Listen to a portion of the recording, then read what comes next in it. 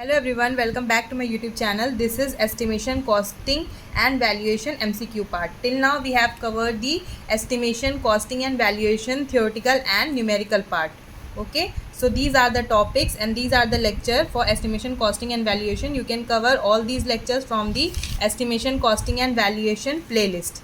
Okay, lecture 21 and lecture 22 will cover the MCQ part of estimation, costing and valuation. So to understand lecture 21 and 22, you have to cover lecture 1 to lecture 20 so that you will be able to summarize or you will be able to answer all these MCQs. Okay, now we will focus on our lecture 21. In this lecture we will see the MCQs based on valuation. In the next lecture we will see the MCQs based on estimation and costing. Okay, so the first question is the lender or giver of a loan against the collateral property is known as. Okay, so this is from lecture 11. You have four options, you have to pick the correct answer. So first one is mortgage, second one is the mortgager, third is mortgage deed, and fourth one is the none of the above. So you have to answer the correct one. So the correct answer will be option A, mortgagee. Okay, the lender or giver of a loan is against the collateral property is called mortgagee, and who takes loan is called as a mortgager. These are what are the differences between mortgagee and mortgager in detail I have explained in lecture 11.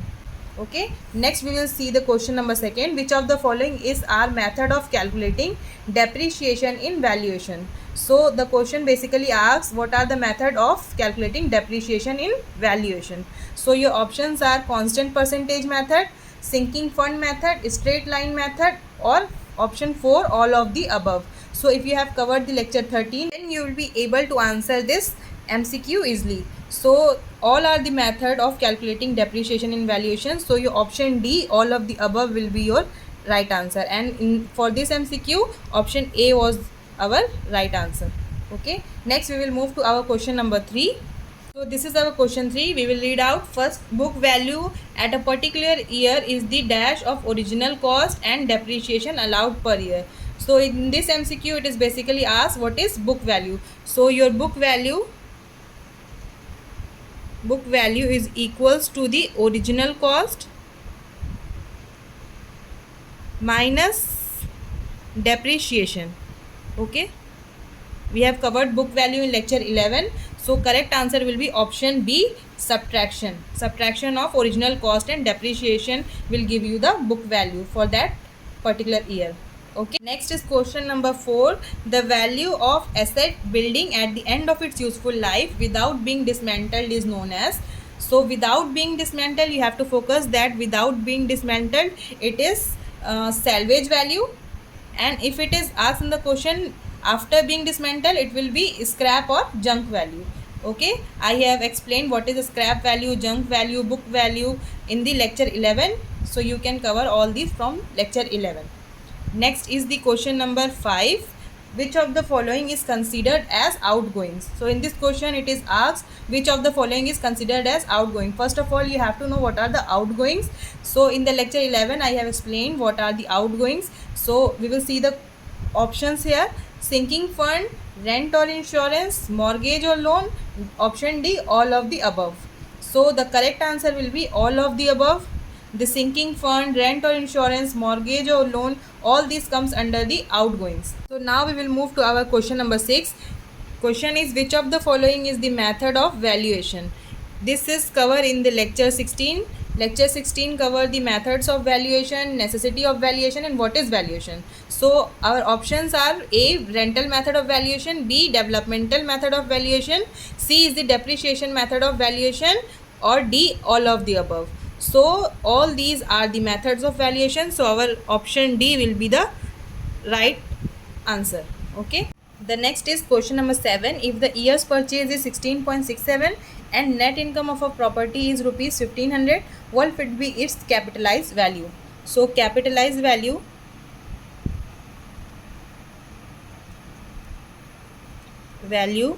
is equals to net income multiplied by year's purchase.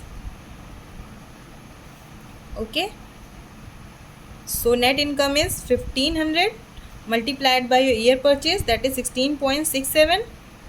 It will be 25,005 rupees. So correct option will be option B.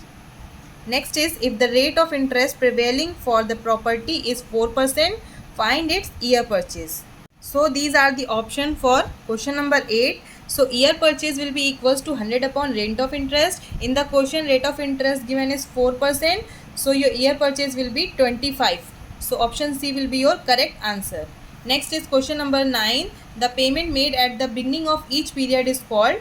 So we have already covered what is annuity due, what is annuity certain, what is perpetuity annuity. So if you want to know what are the different types of annuity, you can cover it from lecture 12. So the correct option for question number 9 is option A, annuity due. The payment made at the beginning of each period is called annuity due. So next question is question number 10. If the value of a sinking fund coefficient is 0.05 and scrap value is 5,000 rupees, the original cost of a machine is 25,000 rupees, find out the installment for sinking fund. Okay, so sinking fund is important for valuation and it is explained in the lecture 14. I have written the lecture numbers here so that it will be easy for you to directly go to that lecture and cover this topic. So sinking fund installment will be equals to sinking fund installments will be equals to your cost minus your scrap value multiplied by the sinking fund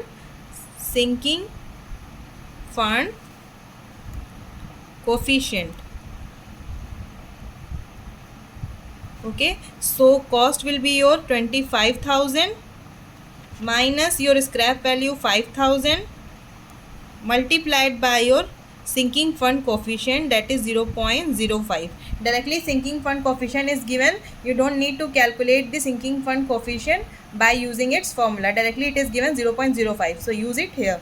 So your sinking fund installment will be rupees 1,000.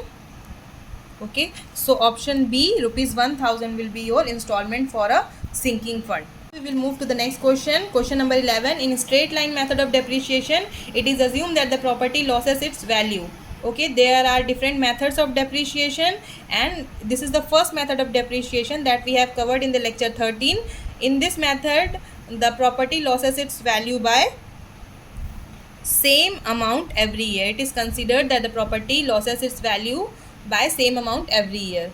Okay, next question is question number 12 and this is the last question of a valuation MCQ. So if the depreciation amount of a property after 5 years is 50,000 and the original cost of a property is 25 lakh, then the depreciated cost of a property after 5 years will be. So in the depreciation chapter you have seen that depreciated cost will be equals to the original cost minus depreciation amount of that particular year. So your original cost is 25 lakh rupees minus your depreciation amount. Depreciation amount after 5 years is 50,000. So simply deduct it. You will get 24,50,000 as the depreciated cost of a property after 5 years. Okay, so option A will be your correct answer. If in all these questions, if you have any doubt, you can ask in the comment section. I have taken all these MCQs from the different lectures so that you will be able to summarize what you have learned from lecture 1 to lecture 20. And if you have covered lecture 1 to lecture 20, then you can easily answer all these questions and you can appreciate the effort in making this series. And if you find this useful, then please do like, share and subscribe. In the next lecture, we will cover the MCQs of estimation and costing. If you know the answer of these two questions, do comment below in the comment section. Okay, thank you for watching. Thank you.